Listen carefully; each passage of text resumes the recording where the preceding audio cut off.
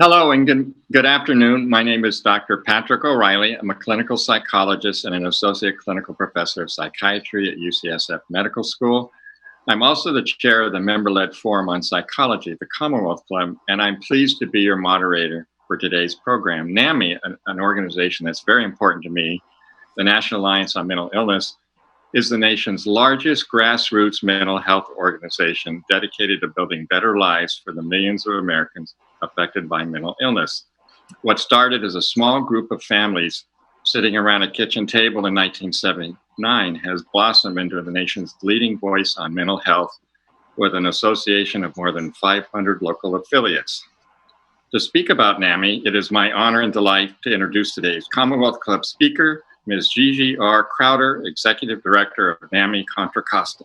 So please welcome Ms. Crowder.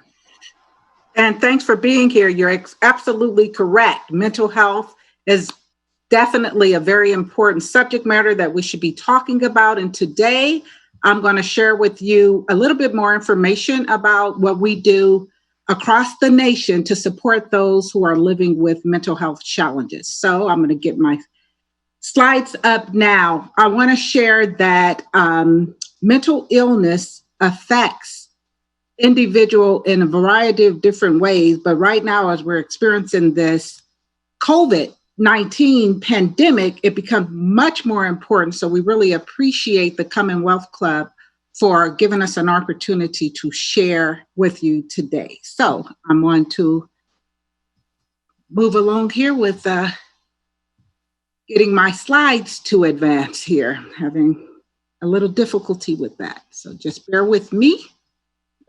Incidentally, Ms. Crowder, for people who have questions about NAMI or your particular chapter, they can actually send those questions to the Commonwealth Club. It's on the site, and they'll be sent to me. And at the end of your talk, thank you so much. So yeah, I'm just gonna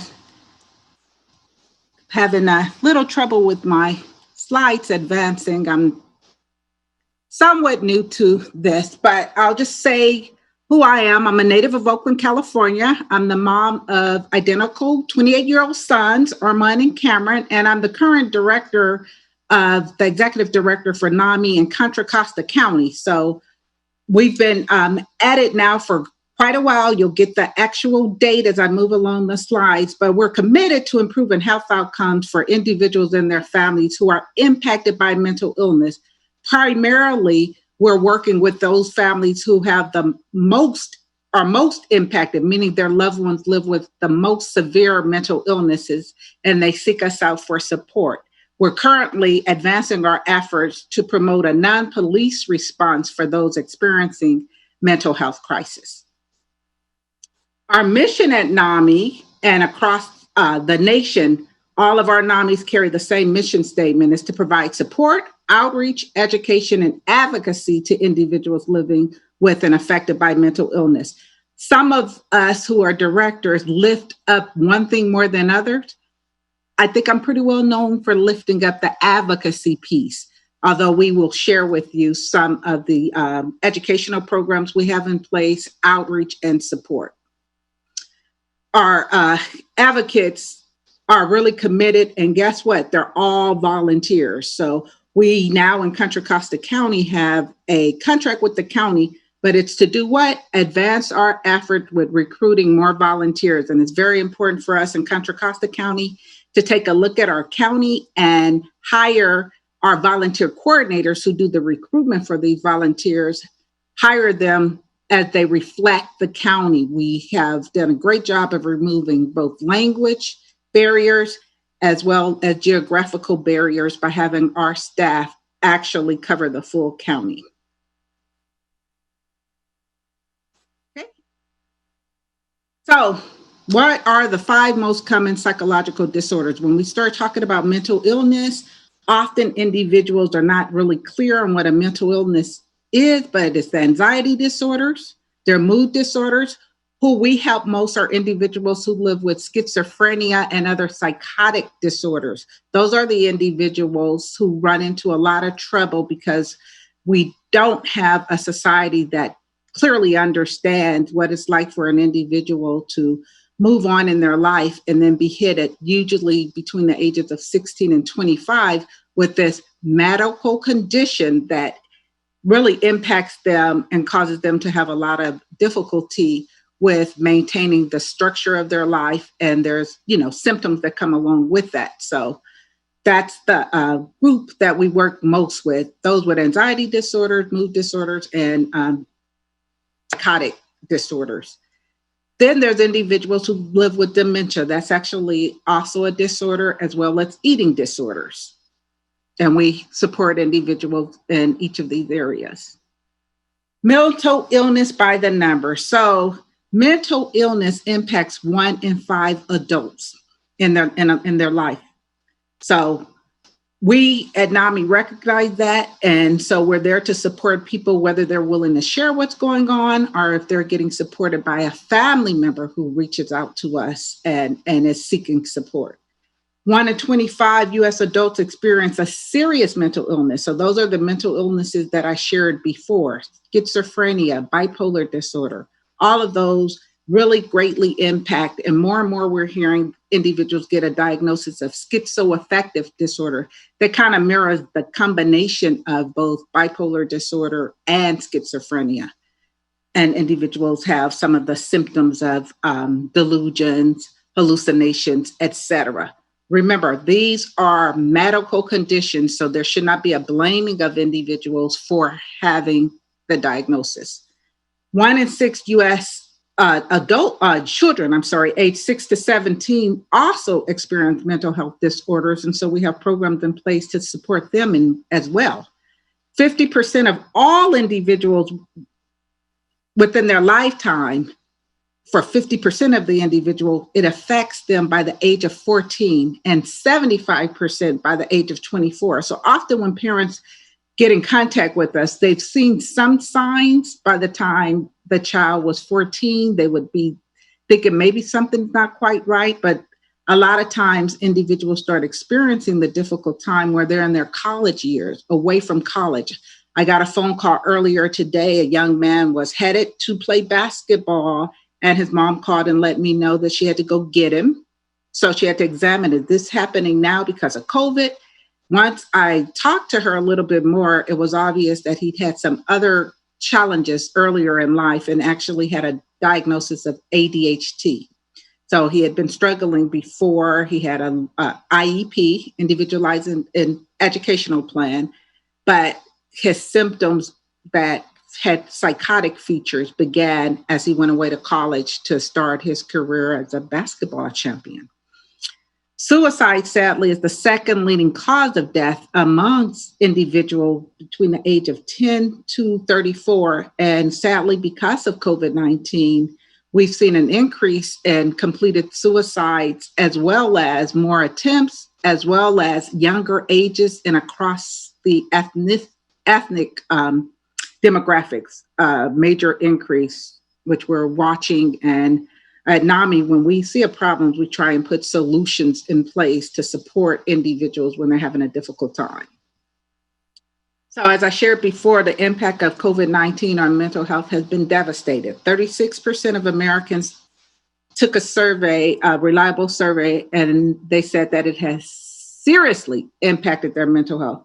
And so you can ask yourself, oh, why would someone? Well, because we're all experiencing something different from our norm, our day and structure, and how we take care of ourselves has to be shifted.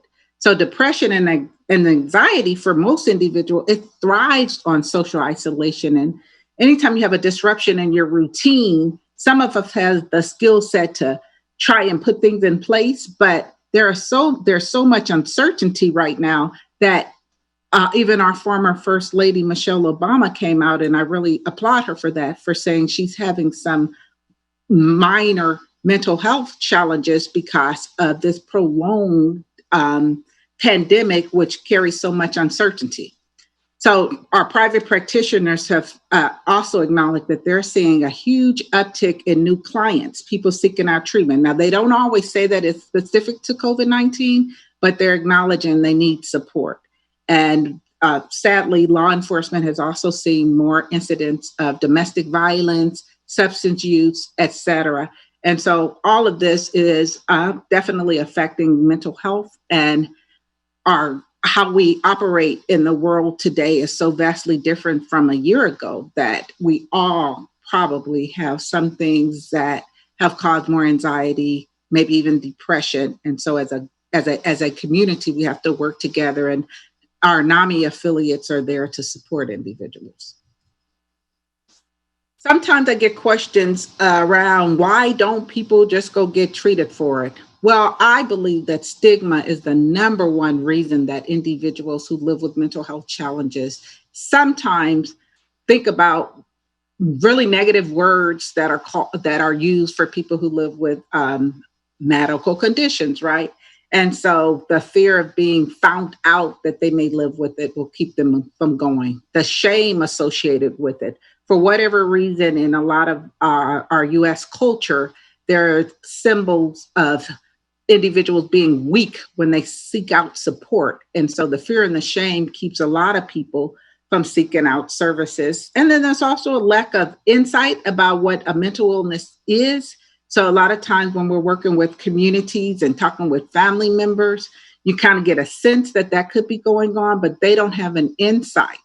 And so a lot of times parents will come in with their children, or they'll call and they'll talk about the young person, and they'll share symptoms with me. And, we do not give out, NAMIs are not treatment centers, but we have all been there before. So most individuals who volunteer at NAMI, they volunteer because they've gone through a horrific experience of identifying that someone that they love and care about lives with mental illness, and they don't want to have others have to experience and learn things the way they have. So they volunteer, and it's kind of their way of giving back and supporting individuals to have an easier time of it. So being aware of mental illness will reduce the stigma, the fear, and the shame if we all understand that mental illness is a medical condition.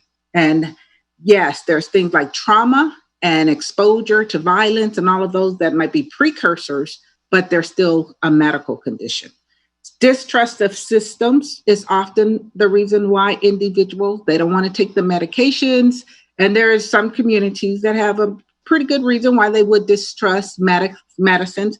We're seeing some individuals now who are calling and they don't believe the numbers about the COVID. And so we're working with them, but the hard facts are there. And we see the experience that some people are having with the hospitalizations, not being able to visit people. So, it's very real. And so gently working with individuals who are experiencing a difficult time with understanding what's happening now is another part of what we do. And then there's practical barriers such as lack of insurance. There's quite a few individuals who would seek out services if they could afford to, and they're not aware of some of the county ran programs that allow access for them. So we at NAMI also share resources, because basically that's what we do. When people call, we give them the resources to connect them with services. And there's, in most counties, there's an agency that helps people gain their insurance if they qualify for insurance. Or we have with sliding scale services for people who need to go see someone and their income does not allow them to get Medi-Cal or some of the governmental entitlements. And then not lastly, but one of the things that we see more often also is there's a sense of hopelessness. So sometimes to seek support, you have to have the energy to do so. And when people feel so defeated, they often don't even have the energy to go out. So there's this sense of hopelessness, like no one can help me. I've dealt with this my whole life. It's probably going to continue on. And so that's when, we really have to work with them. And at NAMI, I'm going to share some programs we have, but the ones that work well for people who feel hopeless is for them seeing examples of other individuals who were where they are and now doing much better. So I'm going to be sharing some of the programs that specifically address that, not for the individuals that lives with mental illness only, but also for some of the family members and friends and loved ones who also need to know that sometimes it's a rough road for sure, but there can be some positive nuggets as well that come from forming friendships. And the slogan for NAMI nationally, locally, forever and ever has always been, "You are not alone." And people tend to do better when they realize they are not alone. So the history here of the NAMI is that in 1978, our NAMI CC affiliate was kind of birthed. We didn't call it NAMI at that time. It went through a couple of name changes, but there were a couple of moms who got together in Walnut Creek. I said moms. And there's a history there. It's too bad, but often, I know when I went to college in my early years, I was still hearing the whispering about mental illness having something to do with how a mom raised her child. Of course, we know that that's not true, but some of the earlier work at NAMI Contra Costa County was some of the mothers writing letters to college campuses and sharing with the professors not to teach that stereotype of the individual having a bad time because of something their mother did not do. So we have gone a long way. I think it's understood now that it's a medical condition and that you can't blame the mom. But in 1978, these moms got together. At the same time, not necessarily being aware of this, in Wisconsin, two other individuals, Beverly Young and Harriet Shelter, had also gotten together, and they came up with the name of NAMI, the National Alliance of Mental Illness, to answer to their frustrations with the mental health care system. Many of you know that here in California, and when Reagan was the governor, there was deinstitutionalization. A great thing that happened after that was Tom Bates had the Bates bill. So that's when you started seeing people leave Napa State Hospital, but then you also start seeing funding because social workers and others realized that these individuals needed a place of being, a structure. Any and everyone, it's my belief that any and everyone has a purpose. And so connecting individuals to their purpose is really important. And so in the early 80s, that's when you start having programs like the Clubhouse model and other models so that individuals who live with mental health had a place to belong and can do a structured workday.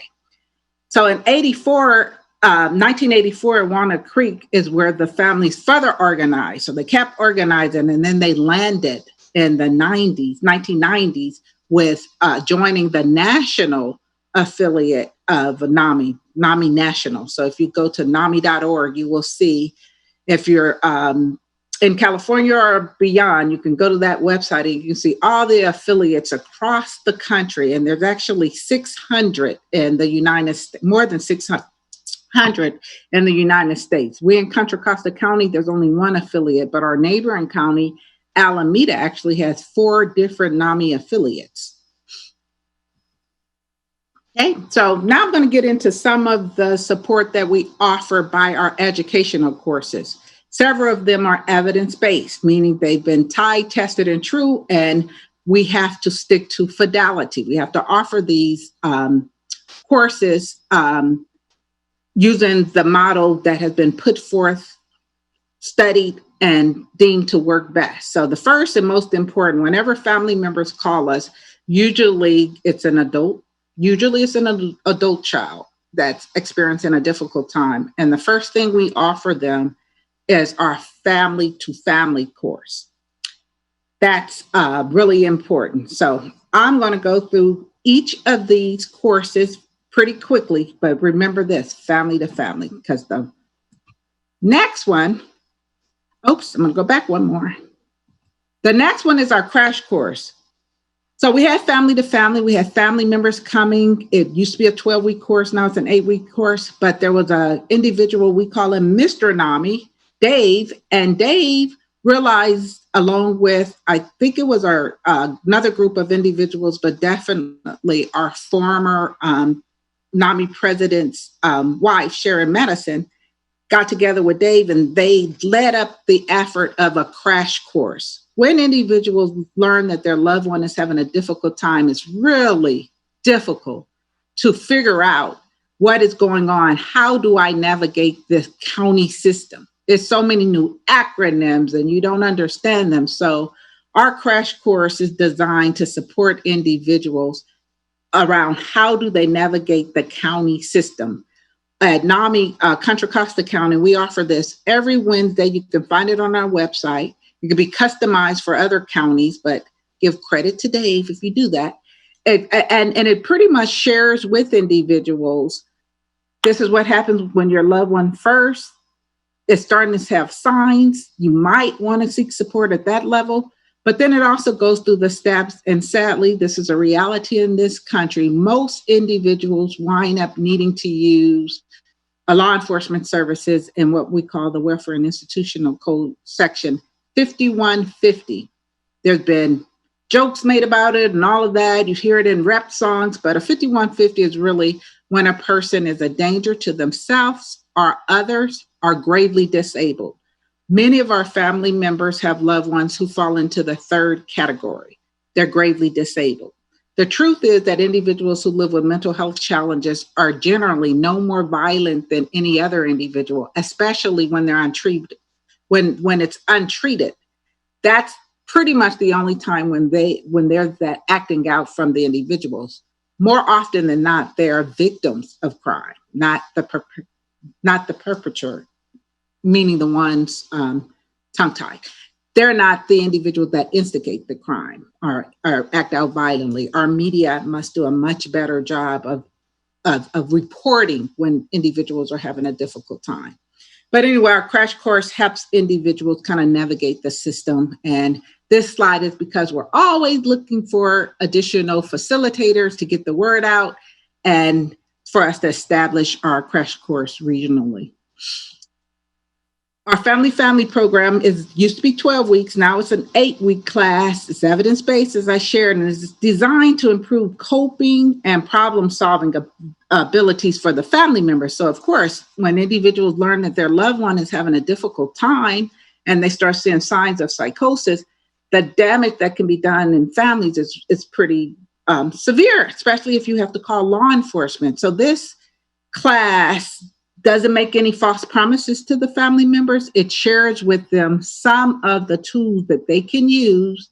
It explains how the brain works and what may be going on with their loved one. But more importantly, it brings people together to kind of come up with a plan for how they will support their loved one. And that's really important. So it's for families and their significant others, and it's taught in a class size of about 15 to 20, and the family members really get to know each other.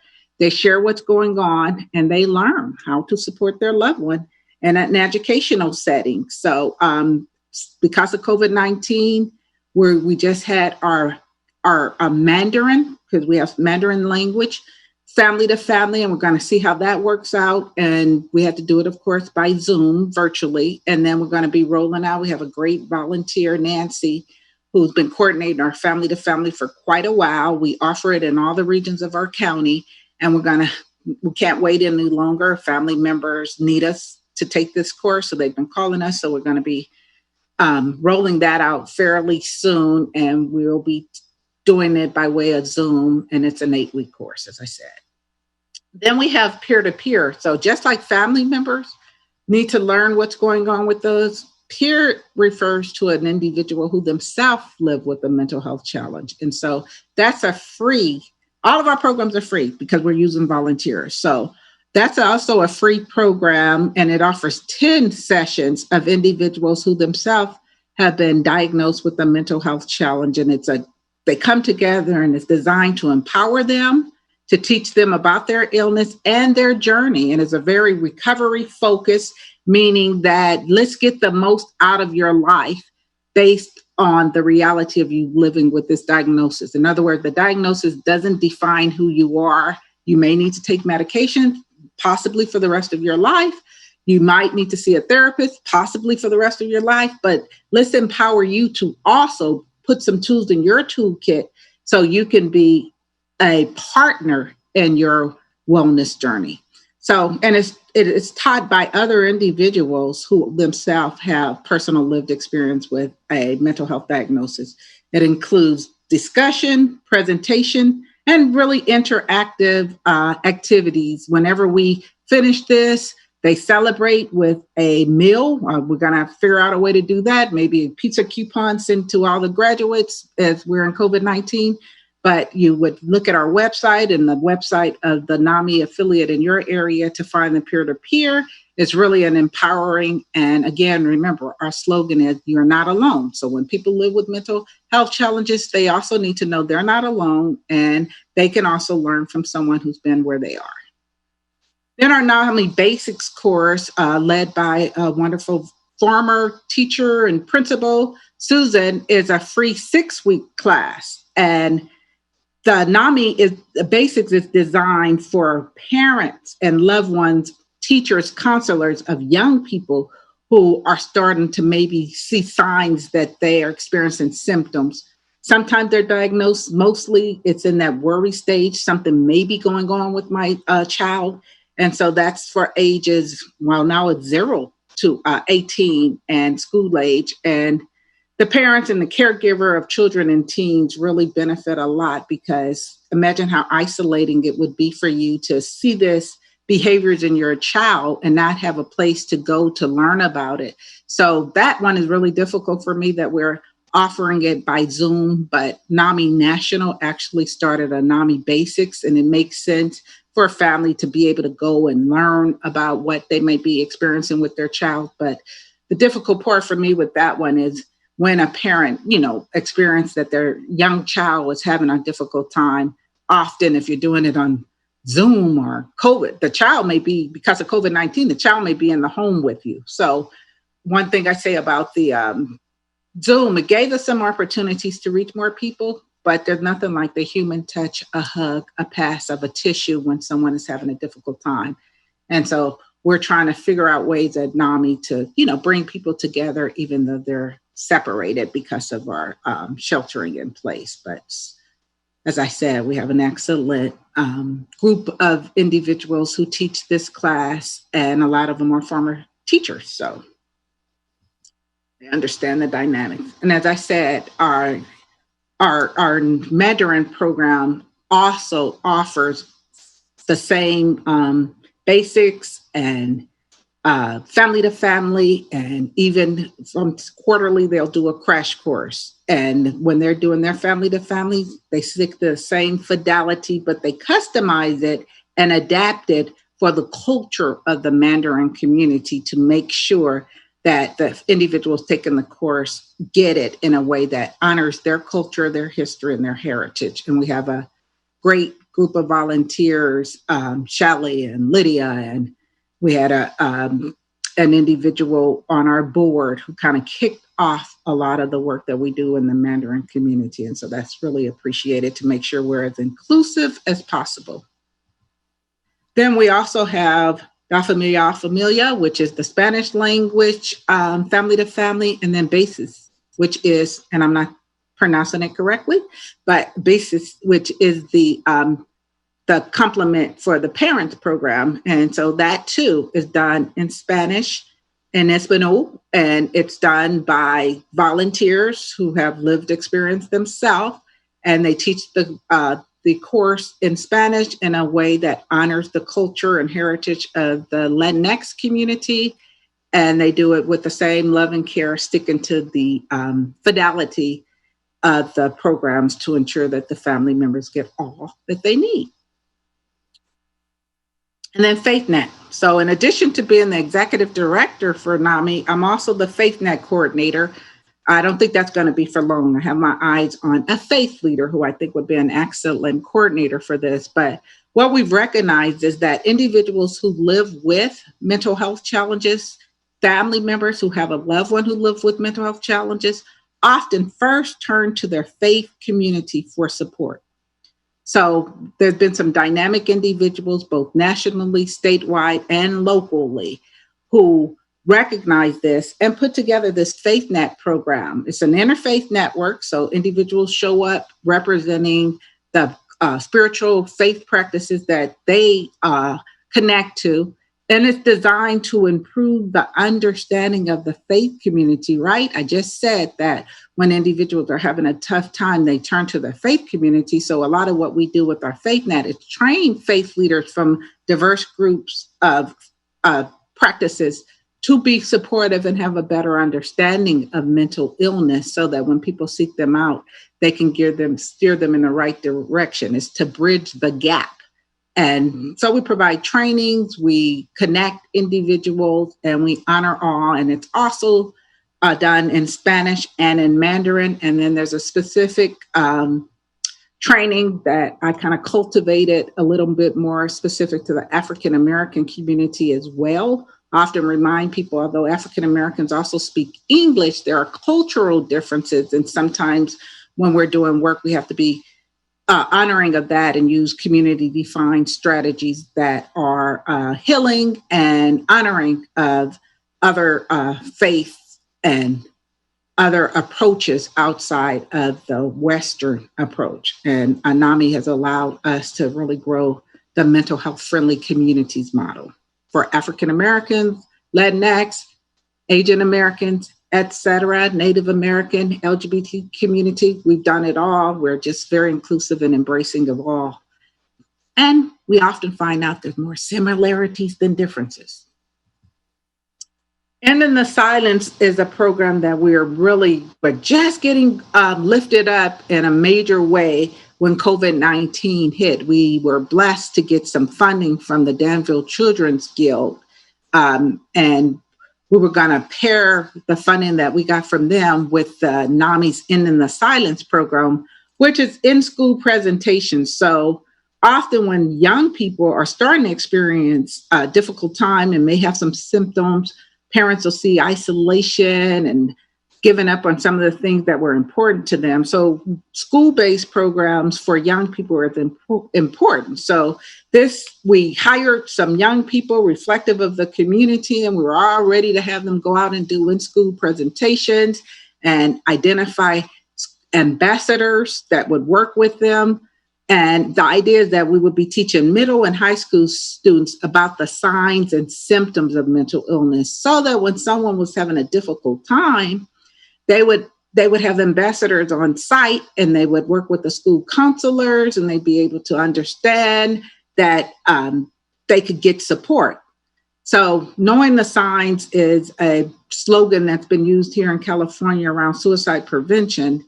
And we know how important it is for people to see the warning signs. We hired a great suicide prevention coordinator, Graham, who was really working with us around this. Only problem is he's a transitioning age adult. So we went in and this model act for someone 30 and younger. And although some of us feel like we can always connect with individuals no matter what, sometimes it's really important to understand that people need to see people who look like them, who are in their own age range, and they'll be easier to talk to them. So I'm still using words like hip and cool. I'm probably not even up to date with some of the slang that's used on campuses now. So I would not be the right person as much as I would want to. So we have hired in NAMI Contra Costa County, some young people who are just excited about getting this going. So now that school is back in session, even though it's distant learning, we're looking at creative ways to connect to those students because, of course, it's needed now more than ever. And so we're going to be working with some of the guidance counselors and school counselors to try and do our presentations online. This is another program I kind of hinted about. When a person is having a difficult time and they don't see light, sometimes it's really important to connect with someone who themselves have been through what you're going through. So what we have is a program called In Our Own Voice, and it's led by this wonderful dynamic coordinator, Deborah, who came to NAMI. She was there before I got there, and she pulled together a wonderful group of individuals, and they followed the fidelity and the training of the In Our Own Voice program. And they go out and they share their stories of recovery. And as I said, stigma is a real it's a real barrier for individual getting the support they need to do well. So what we've done is we have these individuals go out. They usually go to like settings like the hospital setting where people are there who have had a difficult time on their healing journey and they're still hospitalized. And then they go to businesses and talk about their stories, but wherever it would benefit individuals to see someone who themselves live with a mental health challenge and who have conquered the roughest parts of it and are there to help others. Some people would call it testimonies. When we do these type of trainings for our mental health friendly communities, we always have a family member share their story, call it a testimony, and we have a person who lives with mental health share their story. So it's nothing like knowing that, okay, I'm here now, I'm not doing so well, but here's this person who was where I am now, but who have done the work, right? They may have been just prescribed medication, but chose not to take it. And they may have had many ups and downs until they realized, okay, I must take my medication. Or they were going to therapy and they stopped, and then they may have decompensated. And now here's my story now that, if I'm going to get this right and be like the person that I just heard speak, I'm probably going to need to do something that align up with my healing in a way that will get me on the right track again. So that's one of my favorite programs. And we have it also available in Spanish. If you're looking at the slide, you do not want me to try and pronounce that, but it's a great program in our own voice. And I think if you're interested in that program, if you think that individuals you work with could benefit from that, because of a lot of the programs that we work with, sometimes the individuals are just beginning their healing services, even though they're an outpatient, we would go there and have Deborah would go with her team and share stories. Now, what's really important for families when they're having a difficult time, and after telling people about family to family, I always say, and you know what, it might also be helpful for you to connect with a support group. So we have many support groups, but right now, because we're on Zoom, there's probably a support group that'll meet anyone who would be looking for one right now by way of Zoom. I know we do a family support group on Mondays. Every Monday, we do one specific to a men's group. We have one that's for individuals who have co-occurring diagnosis. That means they live with both the mental health as well as some substance abuse. And while we're talking about substance abuse, let me just share. Individuals who live with substance abuse is quite common in mental health. I was speaking to someone earlier today, and she was saying, oh, my son, maybe he started using drugs. I said, well, even if he did, you've just shared with me he lives with the diagnosis of bipolar. I'm not excusing the using of illicit drugs that are prescribed, but I understand why people do, because sometimes the voices and the symptoms associated with having a mental illness causes a person to seek out solutions like alcohol, like marijuana, like even more harmful illicit drugs. And, sadly, because of where we are in COVID-19, there's been an increase in overdosing of illicit drugs. Some in this state are more popular than others, but there's been an opioid addiction we've talked about for quite a while now. So sometimes when families come in for support, they need to hear from another family, oh, yes, my child also was using drugs, and they needed a co-occurring program, meaning one that addressed both the mental health as well as. Studies have shown that 70 to 75% of individuals who live with mental health challenges have some underlying co-occurring issues. So we have to not be a judgmental. We do need to encourage the individual, not because, of course, it interferes with their ability to be treated well with the medication that they take, but there needs to be an understanding of why individuals might self-medicate. And so I'm not, for people who live with mental health and they smoke pot, it's discouraged, because why? It exacerbates the symptoms. But parents need to understand why a child might do that, but then talk to them about, maybe not even just a child, but talk to them about why it's not helpful. So I just wanted to make sure I was clear on that. But anyway, our support groups are made from family members, partners, and friends of individuals who live with mental health challenges. We offer it in Spanish, Mandarin, and Cantonese. And It says here, coming soon, a support group specifically to address the needs of African Americans. This is an older slide. I should have read through it because I started this group already. So I facilitate a support group in my home in Antioch, and I started about a year ago. And sometimes you look at the community and then you look at the specific needs that they have, as I shared earlier. And for the African American community, I started noting quite a few of those family members, loved ones, were incarcerated while living with mental illness. And I'll just speak to the implicit bias that takes place where certain communities get their services in the most restricted environment. So since we were getting so many phone calls from African Americans who their loving children were diagnosed with mental health, but then they were criminalized for living with the diagnosis, I thought it was important to have a specific African American support group, and it's been pretty helpful to me and other family members who attend, being able to share some of the frustrations, but also do some of the advocacy that's needed to work on having individuals not be criminalized for living with a mental health challenge. Oh, I started talking about this. All of our supports are delivered in a manner consistent with the cultural values of the families we serve.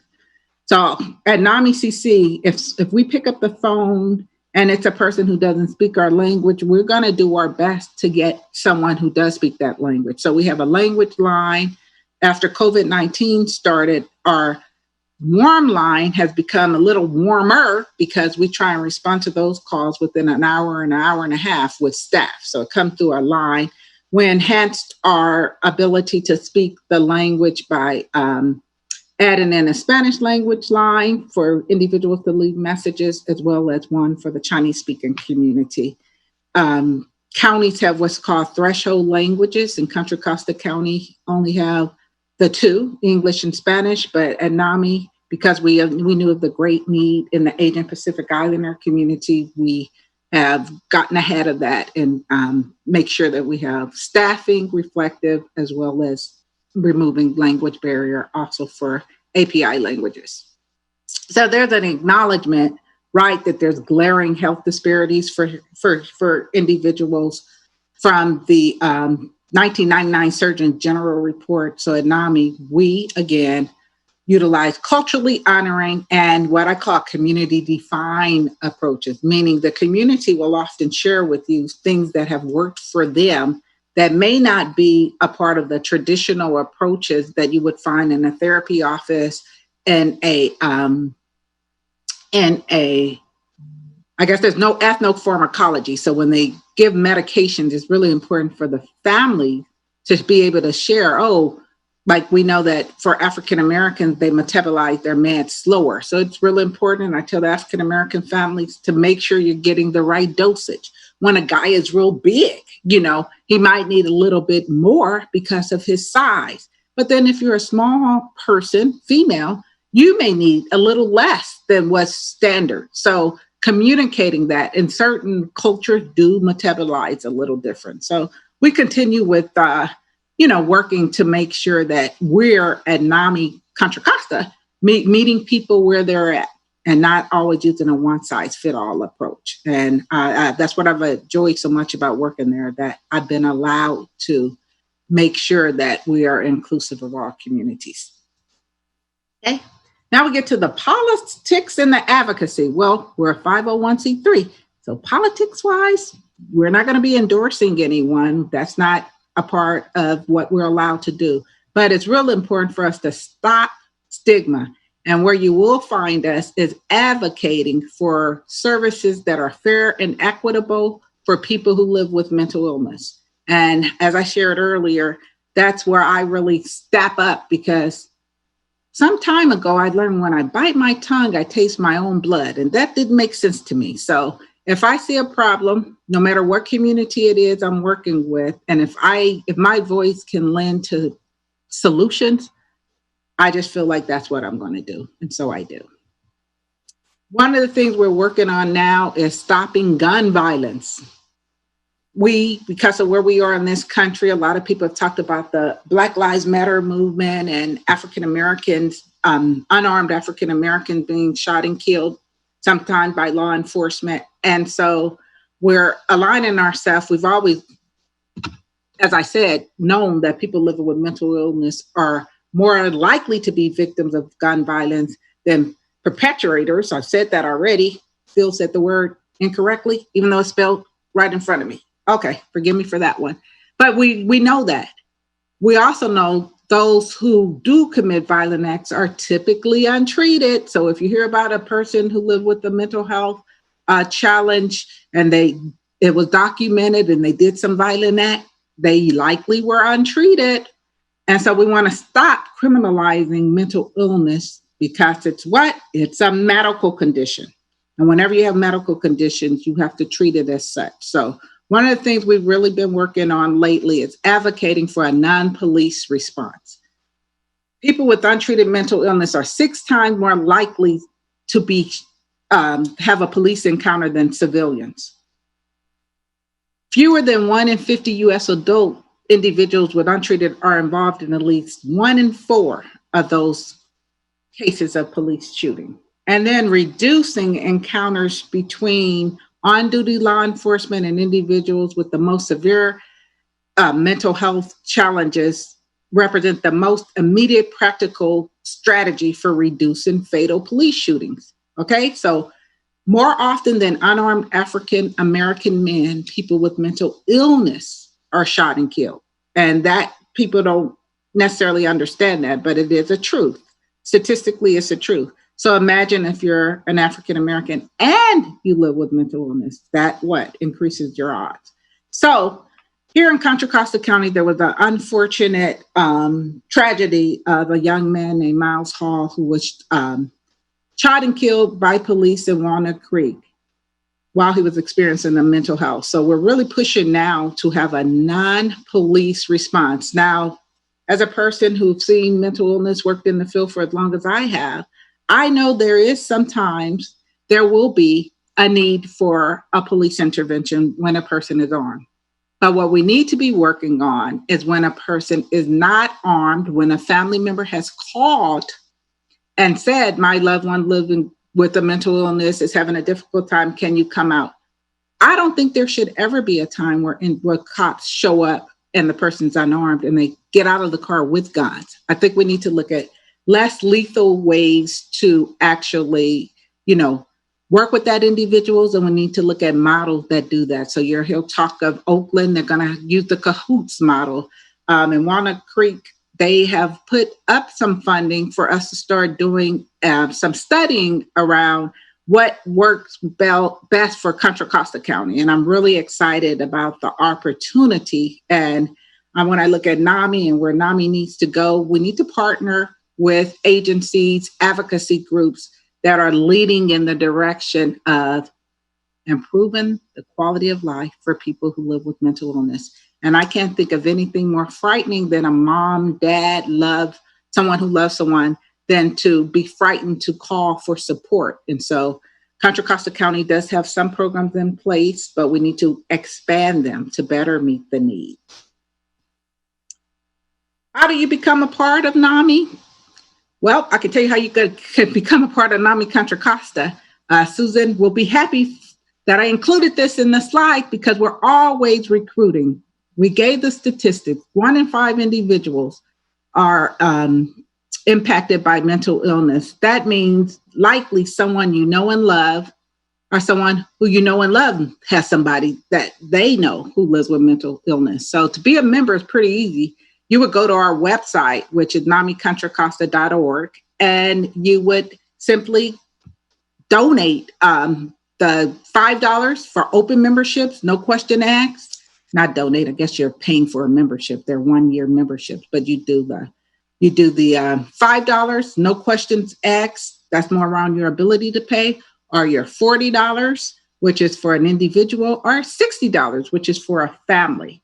And it makes you eligible to vote in our NAMI elections. It gives you a subscription to the national NAMIs. It's called The Advocate, and it's a lot of useful information. And it's our flagship magazine, as well as it gives you subscription to other specialty newsletters like We have hired a young woman who was a journalist, Ashley, and she does a great, majored in journalism in college. She does a great job of building up our e-newsletter. And so we get an electronic newsletter. And then we have Dave, who still pushes, even with COVID-19, for us to do our paper newsletter. And our paper newsletter is full of useful information, and we highlight what's going on. We do a lot of advocacy around how dollars are spent, and our goal is to make sure that we're spending the dollars in a way consistent with improving the quality of life for people who live with mental illness. And then we have had opportunity to go to annual conventions. It was going to be in Georgia this year, and I was looking forward to it. But they're always in the summer, so COVID-19 disrupted that. And then the one for the state, I think they put both of them online, but it's nothing like coming to a place and seeing other people who share a common goal as you do around advancing efforts to improve the quality of life and for those who live with mental illness. And I did get permission today to give a big shout out to two individuals in Contra Costa County, Teresa and Lauren, who's done an amazing amount of work around trying to find appropriate housing, because that's the number one issue for families who live with someone or who love someone who live with mental illness. We have a big homelessness issue in this country, and a large number of those individuals are living on the streets and they live with mental illness. So we're hoping you will become a NAMI Contra Costa County member. And now I'm going to pass this back to our facilitator, and I'm going to ask you all, which probably I should have did a little earlier, if you have questions, you'd have to put them in the chat box, right? And then we have a little more time for Patrick to ask me some questions, which I hope I can answer. Well, that was excellent. Thank you, Gigi. Thank you very much. I've worked in community mental health in Alameda County, San Francisco County. Both of them have wonderful NAMI programs, great resources for my clients and patients, depending whether I was working in outpatient or a hospital. The NAMI was very helpful to me in both of those counties. And you do have a question. Somebody wants to know, are the courses you mentioned available only in Contra Costa County, or would comparable ones be available in other counties? Okay, so most NAMI affiliates offer the family to family. I can't think of one that doesn't, because our Contra Costa County has more volunteers. We're able to actually offer each of the ones that I mentioned. But now remember, we're in COVID-19, so none of us have a problem with sharing resources. If someone wanted to call and need help identifying in their region any of those courses, they can call NAMI California and get connected, or they can call us and we'll do the work for them. But not all of the affiliates have the resources to offer as much as we can in Contra Costa County. The average, I think 40% of the affiliates in California have a budget less than $50,000. So they're not able to, even with volunteers, offer as much. I see. I will say, for the people who are listening in the San Francisco Bay Area, I do know that Alameda County is immensely helpful to clients and patients of mine. San Francisco County as well, wonderful resource for both of those counties. Yeah. And I'm going to presume that all of the counties in the Bay Area are similar. Another question that's come in is, does NAMI do liaison with the jail? Definitely. More and more lately, right? Because we're focusing our attention. Oh, I know I'm focusing mine on not criminalizing individuals that live with mental health. So there's actually a statewide program called Stand Up, and our NAMI California director, Jessica Cruz, sits on the California Criminal Justice Mental Health Advisory Board. So that's a group that meets monthly, and there's been more and more discussion about not criminalizing people because they have a mental health challenge. So let's continue advocacy there. Okay, well, thank you. I think we have time for one more question. And somebody wanted to know about the lobbying efforts that NAMI, you mentioned it, you did mention it in your presentation, but the lobbying for more just laws, for more funding, for less decreasing stigmatization. Can you address that, please? Well, I'll say in Contra Costa County, we actually have an individual by the name of Doug, who is our legislative person. So if it's something happening around mental health and legislation and a need to lobby, he's going to let us know. We're going to write letters. We're going to do the campaigning we need to do to make sure that the politicians hear from us around what we think they should be doing. I mean, and Contra Costa County, much like Alameda County, I participated in getting that assistant outpatient treatment programs, which is really important, right? For those who have loved ones who are not at a place where they can get support on their own, the assistant outpatient treatment. So we went to each board of supervisor and spoke to them about why they should have this. And so, yeah, lobbying may be, the cousin of advocacy. So we definitely do that. I see. And the national organization, the national NAMI, does that also lobby like the federal government? Oh, yeah. Most affiliates, have a legislative person. So California has a point person, as well as national probably has more for different subjects that would be of interest to family members. Yeah, for sure. Okay. Another question. Have you ever seen an increase in demand for services as we're experiencing right now? Never, ever.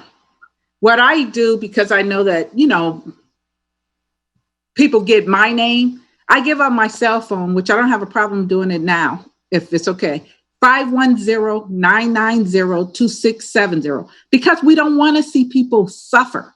And the call volume has increased tremendously. And because I work for a county system, I have some resources at my fingertip that others may not have. It's all about reducing the worry, the harm, the stress of individuals and trying to help them see light sometimes it feels like it's darkness.